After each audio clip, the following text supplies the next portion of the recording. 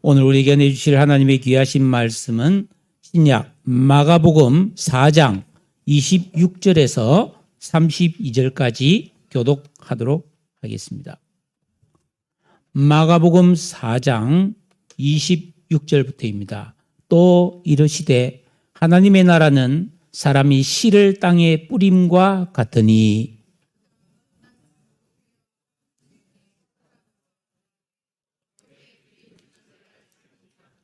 땅이 스스로 열매를 맺되 처음에는 싹이요 다음에는 이삭이요 그 다음에는 이삭에 충실한 곡식이라.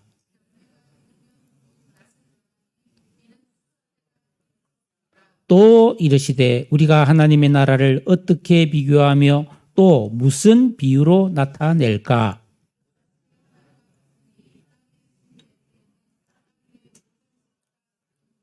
다 같이 심긴 후에는 자라서 모든 풀보다 커지며 큰 가지를 내나니 공중의 새들이 그 그늘에 깃들일 만큼 되느니라. 아멘. 우리나라 국가정책연구기관인 한국개발연구원 KDI라고 하는 곳에서 올해 우리나라의 경제 성장률 전망치를 지난 11월 달에는 2.0%로 발표했다가 2월 11일에는 1.6%로 낮추었습니다.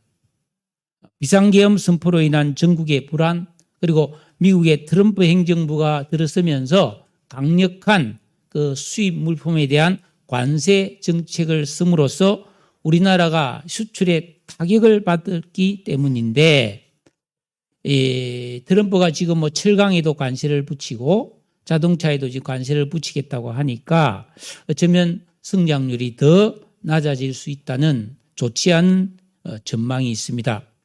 나라마다 경제 성장률이 중요한 이유는 매우 다양합니다.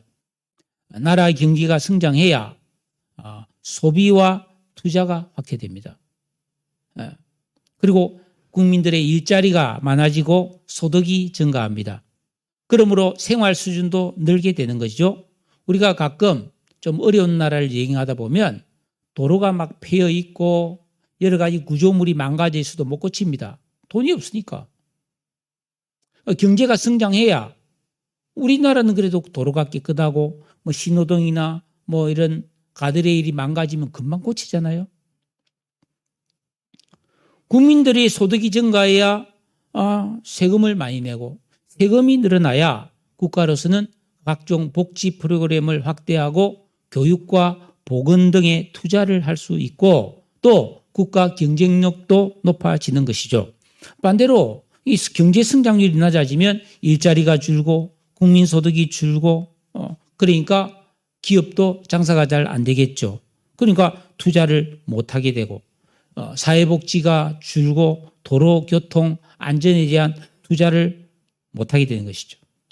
참고로 지난해 2024년에 세계에서 가장 경제 성장률이 높았던 10개 나라는 7 내지 10%의 높은 성장을 했습니다. 우리나라는 2%였죠. 낮은 축에 속합니다. 나라마다 경제가 성장해야 국가와 국민의 살림살이가 좋아지는 거죠. 여러분 물가는 오르는데 월급이 그대로거나 월급이 줄면은 당연히 우리가 소비를 줄이고 생활의 허리띠를 졸라매야 된다라는 것입니다. 그래서 국가도 너도 나도 경제 하는 것입니다. 한마디로 지금보다 더 잘 살기 위해서는 성장해야 된다는 것입니다. 그러면 어떻게 해야 경제가 성장할까요? 간단합니다. 국가는 경제 정책, 성장 전략을 올바르게 세워야 되고 이에 따른 교육과 기술 개발 및 투자가 이루어져야 되는데 이를 위해서는 정치, 경제, 사회, 문화, 교육이 서로 한 팀이 되어 협력하고 도와야 합니다. 지금 우리나라는 이게 잘 안 되고 있죠. 저는 이 원리를 우리의 신앙생활에 한번 적용해 보려고 합니다. 우리의 신앙이 성장해야 내 삶에 하나님의 복과 은혜가 임하고 좋은 일이 일어납니다. 그렇다면 지난해 여러분들의 신앙 성장률은 어떠했습니까? 그전보다 기도 시간이 늘어나고 하나님 말씀을 더 잘 알게 되고 그 뜻을 깨달아 믿음으로 살아가는 나의 영적 생활에 좋은 변화가 생겼습니까? 올해 나의 신앙 성장률을 어떻게 전망하고 있습니까? 작년보다 더 좋은 신앙이 될 것 같습니까? 생활 속에서 환경과 무관하게 기쁨과 감사와 평안함이 많아져야 좋은 생활이죠. 그러니까 우리가 플러스 성장인지 마이너스 성장인지 점검하면서 신앙생활을 해야 합니다. 그리스도인으로서 영적 성장은 내 경제적 형편이 나아지는 것보다 더 중요했으면 중요했지 덜하지 않습니다. 예수 믿고 구원받은 성도는 수입이 늘고 지위가 오르고 건강이 더 좋아짐으로써 얻게 되는 기쁨과 행복보다는 우리가 영적 성장을 통해 누리는 만족과 기쁨과 행복함이 훨씬 깊고 풍성한 사실을 믿으시기 바랍니다. 그래서 경제적 풍요는 약간의 유익이 있지만 영적인 충만은 범사의 유익함을 기억하시기 바랍니다. 그리고 또 이 세상이 주는 유익은 잠깐 있다 사라지지만 하나님의 은총은 깊고 넓고 영원한 것도 믿으시기를 바랍니다. 오늘 우리가 살펴볼 이 말씀에는 예수께서 친히 하나님 나라에 대해서 가르쳐 주신 두 가지 비유가 기록되어 있습니다. 예수님은 원래 하늘나라에 계셨는데 사람의 몸을 입고 우리를 구원하기 위해 이 땅에 오셨습니다. 그렇기 때문에 예수님의 말씀에는 하나님 나라가 아주 중요한 주제로 다루어지고 있고 그 하나님 나라에 대한 정보는 너무나 정확한 정보겠죠. 직접 계시다고 오셨으니까. 그래서 예수님은 처음 복음을 전파하실 때 마가복음 1장 15절을 보면 때가 찼고 하나님 나라가 가까이 왔으니 회개하고 복음을 믿으라 라고 말씀했습니다. 하나님 나라라는 주제를 화두로 던진 것이죠.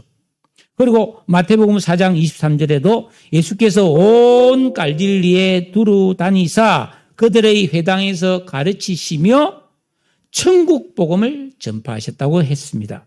그러니까 예수님께서 전하신 복음과 가르치신 진리의 말씀의 핵심이 하나님의 나라, 천국에 대한 것이라는 겁니다.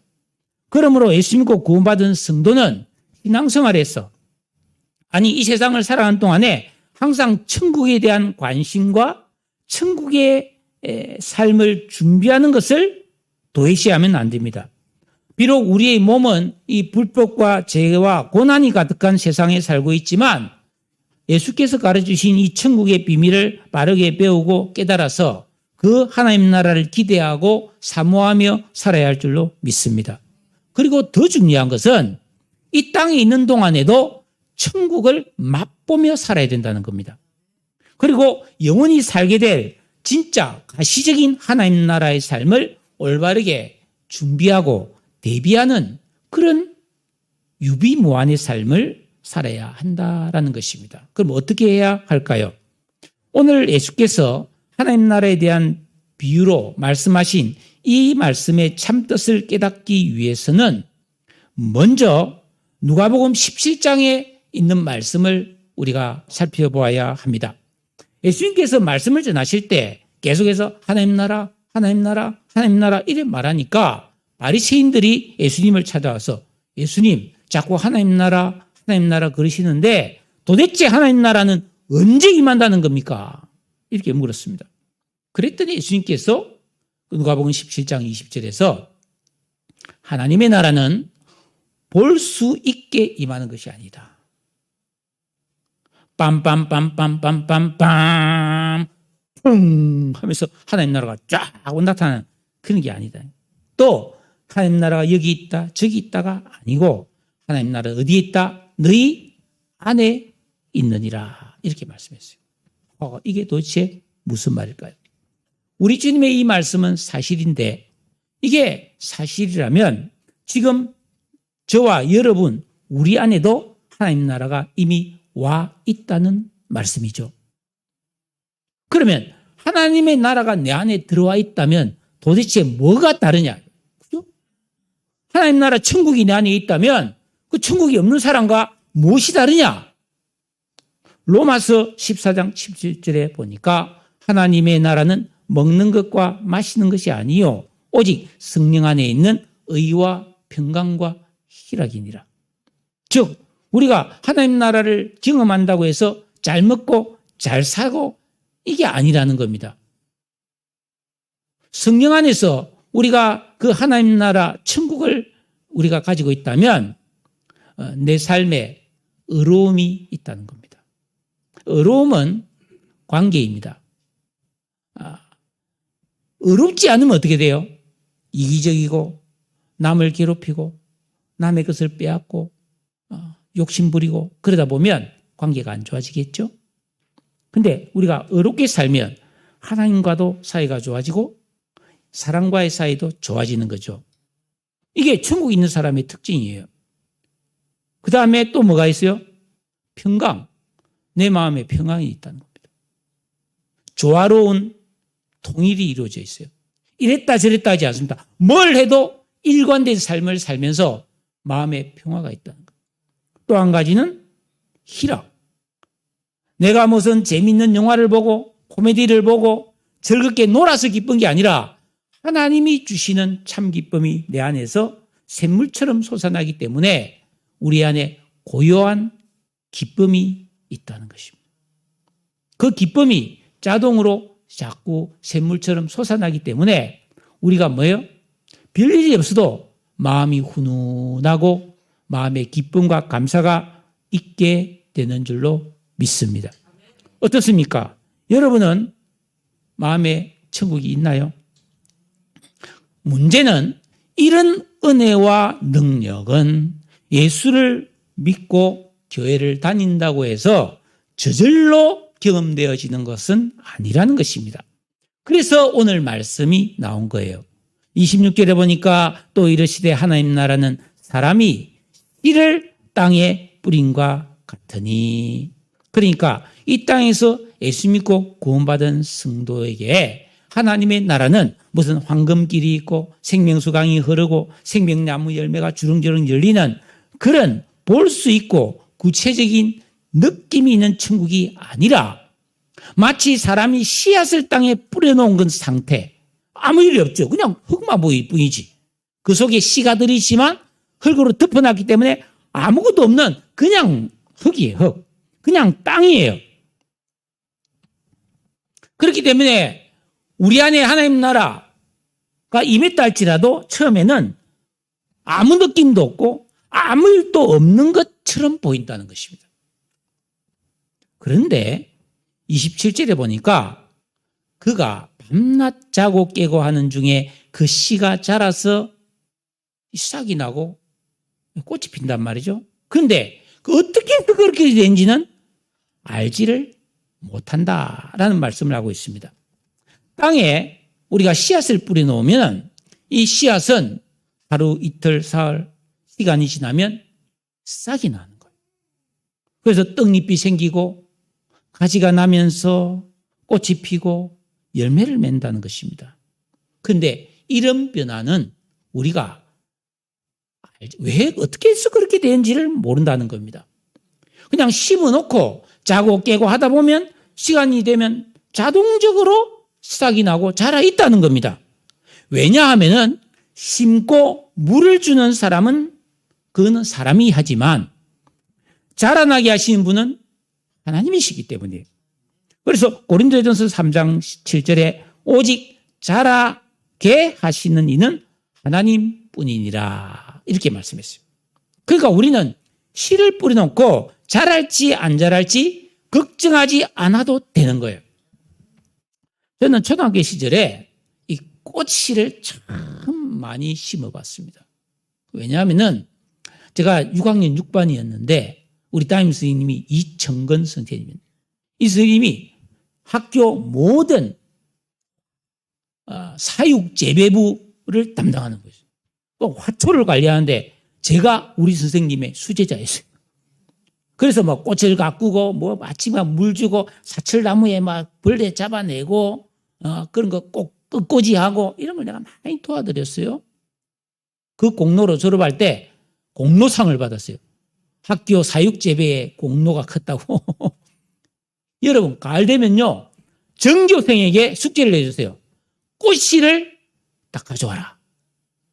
왜 그런지 나 모르겠어요. 그러면 우리 교실에 전교생이 가져온 꽃씨가 쌓였어요. 뭐 해바라기 씨, 분꽃, 맨드레미, 특히 채송화 씨는 진짜 작잖아요. 새까맣고 작고 별의별 씨가 있는데 그걸 제가 분류를 했어요. 물론 혼자 한 건 아니지만. 그러니까 내가 씨앗에 대해서 좀 알겠죠. 자, 그래서 내가 그 씨앗을 봄 되면은 우리 집에 있는 화분에다가 심었어요. 나팔꽃도 심고 분꽃도 심고, 또 수세미도 심고 그랬어요. 자, 그런데 내가 씨를 심어놨는데 안 자라는 거예요. 이 도대체 어떻게 된 거냐 해서 내가 파봤어요. 흙을 헤치고 파보니까 이 새카만 나팔꽃이가 껍질이 홀라당 벗겨지고 안에 쭈글쭈글쭈글한 작은 잎이 생겨 있더라고.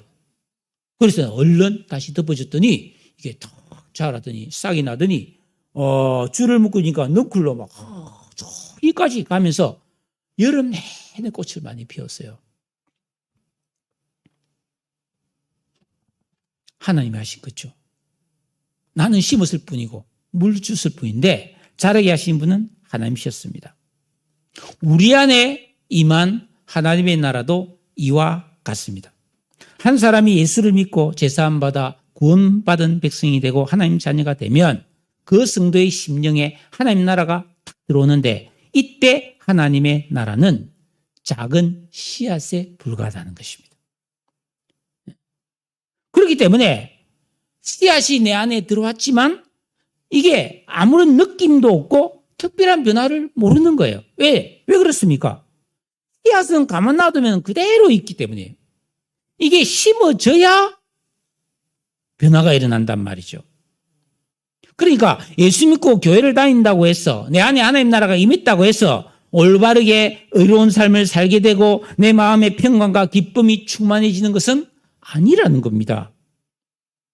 삶 속에서 천국을 경험할 수 있는 것이 아니라는 것입니다. 진실로 내 안에서 정말 천국의 기쁨이 느껴지고 그 의로움과 평강이 경험되려면 믿는 내 안에 있는 천국을 자라게 해야 된다는 것입니다. 할렐루야. 그거 어떻게 해야 될까요? 어떻게 해야 자랍니까? 씨앗을 심어야 된다는 겁니다. 내 마음밭에 들어온 씨앗을 그냥 놔두지 말고 그 씨앗을 내 마음밭에 잘 심어야 된다. 즉 심겨진 씨앗이 되어야 된다는 거예요. 여러분, 그러면은 그 씨앗을 어떻게 하면 내 마음의 씨앗을 잘 심을 수 있을까요? 여기에 중요한 두 가지 법칙이 있습니다. 자, 농부가 씨를 뿌릴 때는 반드시 계절의 질서에 맞게 뿌려야 됩니다. 지금 아직 겨울인데 성급하게 지금 꽃씨를 심으면 꽃이가 나올까요? 안 나옵니다. 좀 더 있다가 따뜻한 봄에 심어야 합니다. 그것처럼 우리는 뭐예요? 하나님이 세워놓으신 영적 질서를 알고 올바른 신앙, 이 하나님의 뜻과 성경 말씀에 적중된 믿음 생활을 해야 된다. 내 마음대로 하면 안 돼요. 내 하고 싶은 대로 하면 안 되는 거예요. 하나님의 뜻대로 말씀대로 신앙생활을 해야 되는 것입니다. 그래야 하나님 나라의 씨가 자라게 되는 거예요. 두 번째로는 좋은 땅에 뿌려야 합니다. 아무데나 씨 뿌린다고 다 싹이 나는 게 아니에요. 땅을 일구어서 흙을 부드럽게 하고 거기에 거름을 주고 그래서 거기에 씨를 뿌려야 그 씨앗이 잘 자라는데 우리 마음을 좋은 땅으로 만드는 것은 제가 지지난주에 누누이 말씀드린 것처럼 내 안에 있는 길가, 돌밭, 가시밭, 옛사람 아담으로부터 내려온 악한 의식과 자기중심성 그리고 욕심, 탐심, 죄성을 뽑아내야 된다. 내 안에 있는 길가로 딱딱해진 마음, 돌처럼 박혀있는 그런 고난을 싫어하는 편하고 노는 것만 좋아하는 악하고 게으른 의식을 뽑아내야 된다. 가시떨기처럼 세상의 쾌락을 좋아하고 재물, 돈에 대한 욕심과 염려와 근심을 뽑아내야 된다. 그 좋은 땅을 만들어야 된다. 그래야 하나님 나라라는 씨앗이 자란다는 거예요. 또 하나는 씨를 뿌린 다음에는 뭐예요? 계속해서 물을 주고 잡초를 뽑아주고 가꾸어야 됩니다. 네. 그래서 계속해서 우리는 뭡니까? 예배드리고 찬송하고 봉사하고 기도하고 죄를 지었으면 회개하고 이런 올바른 영적 생활을 통해 내 마음에 있는 하나님 나라를 가꾸어야 한다라는 것입니다. 즉 한마디로 말하면 예수 믿고 구원받은 성도는 반드시 말씀에 기록된 하나님 뜻을 올바르게 배우고 깨달아서 구원받은 성도로서 내가 이루어야 될 구원의 방향과 목적을 정확히 알고 믿음 생활을 해야 된다. 그래서 여러분, 신앙생활은 지식이 반드시 필요합니다. 영적 지식을 알고 그대로 해야지 아무것도 모르고 덮어놓고 믿습니다는 성장이 안 일어난다는 것입니다. 그 구체적인 방법은 내 안에 있는 옛사람의 악한 의식들, 안 믿는 사람과 전혀 다르지 않는 그런 악한 의식을 뽑아내야 돼서 우리 마음을 잘 기경해야 된다는 것입니다. 그래야 듣고 배우고 깨달은 말씀이 내 안에서 자라서 결실할 수가 있는 것입니다. 예. 그러면 이렇게 좋은 땅에 계절의 질서에 맞게 그리고 우리가 잘 가꾸면은 잘할 거 걱정 안 해도 된다는 겁니다. 내가 알지 못하는 사이에 하나님의 놀라운 섭리와 뜻에 의해 우리의 영적 변화와 성숙이 이루어지는 것을 믿으시기를 바랍니다. 반드시 신실해지고 거룩해지는 것입니다. 네. 그러므로 내 안에 임한 하나님 나라의 씨가 싹이 나고 점점점 자랄수록 우리의 삶에 영적 기쁨과 평안과 감사와 소망의 즐거움은 크고 풍성해지는 줄로 믿습니다. 이것이 하나님의 나라는 사람이 씨를 땅에 뿌린과 같다라는 의미입니다. 그 다음 30절 또 이르시되 우리가 하나님 나라를 어떻게 비교하며 또 무슨 비유로 나타낼까? 31, 32절 우리 같이 한번 읽겠습니다. 시작.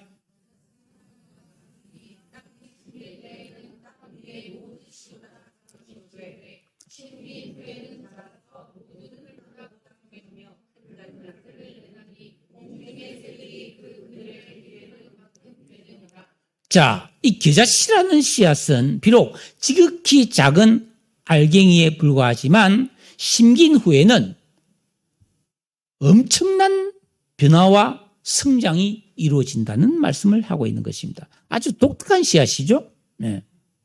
그러면 이게 우리의 신앙생활에서 어떻게 적용될 수 있을까요?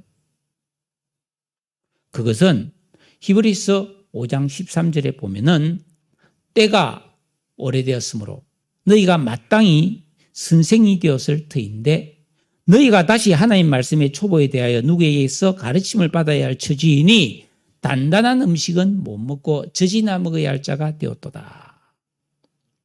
자, 우리가 예수 믿고 구원받아서 신앙생활을 1년, 2년, 3년, 5년, 10년 이렇게 하기면 당연히 우리는 하나님에 대해서 알고 신앙생활에 대해서 잘 배우고 깨달았기 때문에 우리는 당연히 영적 선생님, 신앙생활에서 가르치는 선생님이 되는 게 마땅하다는 겁니다.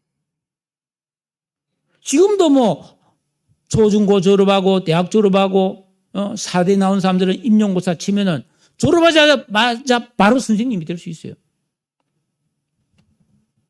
그런데 여러분에게 한번 질문을 하겠습니다. 어떤 아이가 초등학교 입학했습니다. 얼마나 두뇌가 명석한지 모든 과목을 100점 맞는 거예요. 그래서 1학년, 2학년, 3학년, 4학년, 5학년, 6학년 졸업할 때까지 한 문제도 안 틀리고 전 과목 100점만 받은 학생이 있다고 칩시다. 그러면 이 학생은 초등학교 졸업하면 13살인데 바로 초등학교 선생님이 될 수 있을까요? 될 수 있을까요? 불가능합니다. 왜? 선생은 지식만을 가르치는 사람이 아니라는 겁니다. 중고등학교를 다니고 대학에 가서 교육학을 배우고 지식은 당연한 것이고 인격을 배워야 돼요. 그래서 아동 심리도 알고 학생이 성장하는 발달 단계에 대해서도 알고 그래서 교육심리, 교육과정, 교육정책, 교육철학 이런 과목을 막 배워야 되는 거예요. 그리고 임용고사라는 소정의 시험을 거쳐서 합격을 하고 면접을 통해서 교사로서의 인성이 적합한가 합격해야 비로소 교사가 될 수 있는 거예요. 우리가 믿음이 자라나서 다른 사람을 지도하고 가르칠 수 있으려면은 단순히 성경 내용만 알아서 되는 건 아니라는 겁니다. 우리의 의식과 직업과 인격과 감성이 새로워져야 된다는 것이죠. 어떻게 해야 그렇게 될까요? 응? 성도는 오늘 이 말씀, 히브리서 5장 8절 아까 13절 띄워주세요. 여기 보면 반드시 예수 믿고 구원받은 성도는 하나님의 말씀의 초보를 알아야 된다는 거예요. 초보. 기초, 기본기를 알아야 된다는 겁니다. 여러분 수영을 배우면 이렇게 기본 자세를 배우잖아요. 발을 이렇게 흔들고 팔을 어떻게 하고 음파 이러면서 그런 거 가르치잖아요. 그런 기본기를 배워야 제대로 된 수영을 할 수 있는 거예요. 피아노도 운지법이 있고 기타를 칠 때도 운지법이 있고 스텝이 있고 다 있잖아요. 그런 기본기가 안 돼 있으면 실력 향상이 안 되잖아요. 신앙도 마찬가지라는 겁니다. 예수 믿고 구원받는다는 신앙의 이 기본기를 정확하게 알아야 되는데 이 기본기가 뭐냐? 신앙의 진정한 방향과 목적이에요. 내가 도대체 예수 믿어서 뭐 하려고 믿느냐 이 말이에요. 그냥 천국 가려고 믿느냐? 그거는 당연한 것이고 예수 믿고 구원받은 다음에 우리는 뭐예요? 거룩한 사람이 돼야 되잖아요. 의로운 사람이 되어야 되잖아요. 진실한 사람이 되어서 하나님과 동행할 수 있는 영적인 사람이 되어야 하잖아요. 이런 신앙의 목표와 방향을 알고 그 믿음 생활에 내가 뛰어들어야 되는 거예요. 그 뛰어드는 게 심겨진 씨앗이 되는 거거든요. 그 뛰어들어서 이제는 성경 26권의 말씀 요약하면 10계명 그리고 그것은 하나님의 말씀을 철저히 순종하고 잘못했을 때는 회개하고 잡초 뽑아내듯이 회개하고 그리고 너희는 이렇게 기도하라 하신 주기도문의 순수한 내용을 우리가 올바르게 깨달아서 그거 놓고 기도하고 간구와 도고도 해가면서 이런 진정한 영적 생활을 반복 되풀이하는 이 신앙생활을 할 때 우리 안에 하나님 나라가 자라게 되는 거예요. 이걸 안 하면 아무리 오래 믿어도 겨자씨 하나를 그대로 있는 거예요. 너무 작아서 내가 은혜를 받고 있는지 하나님이 나를 축복하는지 그거 안 느껴지는 거예요. 변화와 성숙이 안 일어납니다. 그래서 저지다 먹는 어린아이 신앙에 머물고 만다는 것입니다. 아무리 오래 믿어도 여전히 약하고 잘 모르고 오락가락하는 이유가 여기에 있고 자기가 살아가면서 느끼는 상처, 채워지지 않는 만족감 때문에 늘 애달픈 삶을 살게 된다는 겁니다. 그런데 이 겨자 씨앗의 특징은 씨앗의 크기는 다른 어떤 식물보다도 가장 작은데 제대로 심기만 하면 모든 풀보다 커지며 큰 가지를 내는데 이 겨자씨는 우리 사진을 보면은 우리 유채꽃하고 비슷하게 생겼는데 보통 1, 2m 정도 자라고 4m 이상 자란다는 겁니다. 그래서 32절에 보니까 이게 자란 후에는 모든 풀보다 커지는데 가지도 내어서 공중의 새들이 그 그늘에 깃들이느니라 됐습니다. 여러분 이게 무슨 말일까요? 그 조금 전에 겨자씨를 보면은 그 겨자나무를 보면 저런 나무에 새가 깃들일 수 있겠는가 그렇게 생각하기 쉽지만 그렇지 않습니다. 여러분 우리나라에 사는 새는 참 행복해요. 왜냐하면은 어디에나 나무가 있고 그늘이 있어서 둥지를 틀고 쉴 수가 있어요. 며칠 전에 내가 어떤 책을 보니까 참새, 이 참새는 진짜 약한 새고 조그만하고 멀리 날지도 못해요. 조금 날다가 앉아야 돼. 조금 날다가 앉아야 돼.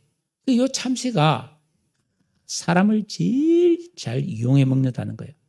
왜냐하면은 여러분들이 멀리 날아가면은 이 맹금류한테 잡혀 먹히잖아요. 그래서 이 참새는 꼭 사람 앞에 가까이는 안 오는데 사람 근처에서 산다는 거예요. 그 사람이 있으면 맹수들이 못 와서 자기들이 안전하니까. 뭐 참새의 습성이 그렇다 그렇게 하더라고요. 어쨌든 우리나라의 새들은 나무와 그늘이 있어서 쉴 때가 많아요. 근데 이 팔레스타인, 이스라엘은 나무가 별로 없고 특히 광야에는 새들이 쉴 곳이 없다는 것입니다. 그런데 요 겨자나무가 탁 자라서 그늘이 되면 그 겨자나무 그늘에 새들이 쉴 수 있다는 겁니다. 그 겨자나무에 보금자리를 만든다는 겁니다. 그럼 이건 우리 신앙생활에서 무엇을 의미하는 걸까요?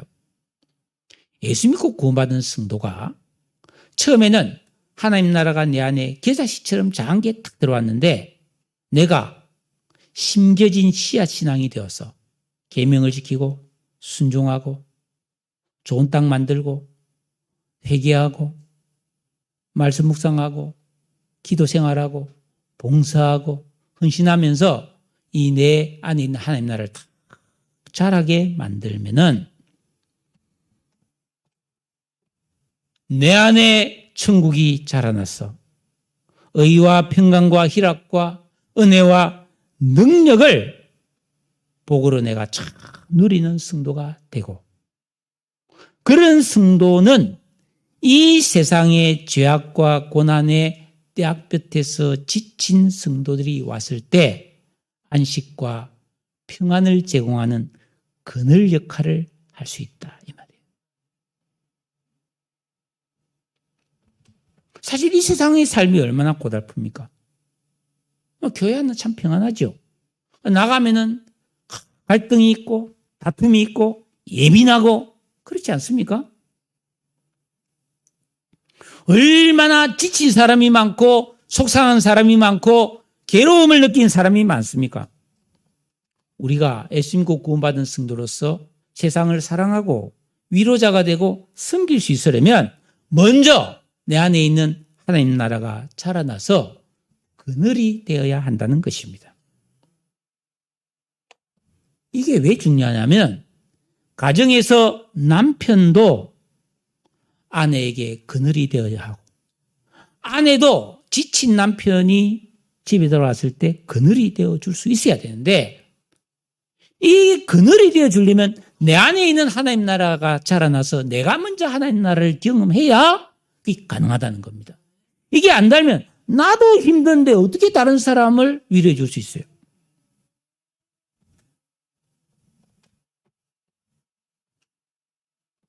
부모가 자녀에게도 그늘이 되어줘야 합니다. 자녀도 쉽지 않죠. 학교 생활하고 사회생활 한다는 게 결코 쉽지 않고 상처를 많이 받고 고통을 느낀단 말이죠. 그럴 때 집에 왔을 때 그 부모가 자녀에게 진정한 쉼과 그늘이 되어줄 수 있어야지 밥만 먹이면 되는 게 아니라는 말이에요. 맛있는 거 많이 먹고 뭐 좋은 데 데리고 다니면서 뭐 놀러 다니는 게 그게 그늘이 아니에요. 영적 그늘이 되어줘야 돼요. 진정한 안식과 쉼을 통해 그 아이의 내적인 힘이 충전될 수 있도록 만들어져야 될 줄로 믿으시기를 바랍니다. 목사도 마찬가지예요. 목사도 그늘이 돼야 되고 중직자도 셀리더도 교사도 그늘이 돼야 되고 선배도 형도 누나도 그늘이 되어 주셔야 돼요. 그래서 예수님께서 제자들에게 이런 말씀을 했습니다. 요한복음 14장 27절에 평안을 너희에게 끼치노니 곧 나의 평안을 너희에게 주노라. 내가 너희에게 주는 것은 세상이 주는 것과 같지 않다라는 겁니다. 여러분 이 세상에서 뭐 카페 가서 쉬고 또 뭡니까? 찜질방 가서 쉬고, 좋은 데 놀러 가서 쉬고, 빌려 가서 쉬고, 그런 쉼 말고, 그런 세상이 주는 것과 다른 진정한 영적 쉼을 주는 예수님 안에 그늘이 있었던 것이죠. 우리도 예수님처럼 되어야 되잖아요. 우리도 진정한 영적 생활을 통해서 내가 내 안에 천국을 자라게 함으로써 우리는 다른 사람에게 쉼과 평안과 안식을 주는 그늘의 사람이 될 수 있는 줄로 믿습니다. 예수님은 그래서 항상 내 안에 거하라, 내게로 와서 마시라, 그런 말씀을 하셨고, 이 말씀이 가장 잘 기록된 것이 시편 84편인데 84편 9절에 보니까 주께 힘을 얻고 그 마음에 시온에 데려간 자는 복이 있다. 주님의 그늘에서, 십자가 그늘에서, 주날개 아래서 우리가 쉼을 얻으면서 힘을 얻는 거예요. 그래서 참새와 제비도 주 안에서는, 성전에서는 보금자리를 만든다. 그런 말씀이 시편 84편에 나오는 것이죠. 사랑하는 성도 여러분, 우리가 예수 잘 믿어서 내가 천국 가고 내가 잘 되고 우리 가족만 복 받으면 그만이 아닌 것입니다. 우리의 믿음이 성장해야 정말로 좋은 일이 내 삶에 일어나고 주변에 있는 사람들에게 좋은 영향을 끼칠 수가 있습니다. 그러므로 여러분이 예수 믿을 때 모든 사람에게 하나님께서 심어주신 겨자씨 하나일 만한 하나님 나라를 자라게 하십시오. 순종과 기도의 진정한 영적 생활을 하고 봉사와 헌신을 통해서 죄를 멀리하고 거룩한 삶을 통해서 내 안의 천국을 자라게 해야 합니다. 그래서 많은 열매를 맺으면 하나님께 영광을 돌리고 나도 모르게 자고 깨고 하는 중에 만들어진 그 그늘에 내 이웃이 안식하고 쉼을 누리도록 섬기는 그리스도인이 됩시다. 물론 나도 지치고 괴로울 때마다 그 십자가 그늘로 찾아가는 것이죠. 예수님께서 그 나다나엘 보고 내가 빌립이 너를 부르기 전에 너가 무화과 나무 아래에 있었다. 너는 참 이스라엘 사람이고 그 마음에 간사한 것이 없다. 그렇잖아요. 멋있는 말이죠. 그래서 오늘 찬송을 우리가 부른 게 주날개 및 내가 편안히 쉬네. 이 찬양을 부른 이유가 여기에 있는 것입니다. 밤 깊고 비바람 몰아치도 우리 주님은 나를 안위하시고 용기를 주시고 힘 주시는 줄로 믿습니다. 그 은혜를 먼저 누리고 그 내 안에 있는 천국을 통해 여러분의 남편, 여러분의 아내, 여러분의 자녀, 여러분의 동생, 후배, 성도를 그늘로 섬기는 그런 장성한 그리스도인이 되시기를 우리 주님의 이름으로 축복합니다. 기도하겠습니다. 우리 같이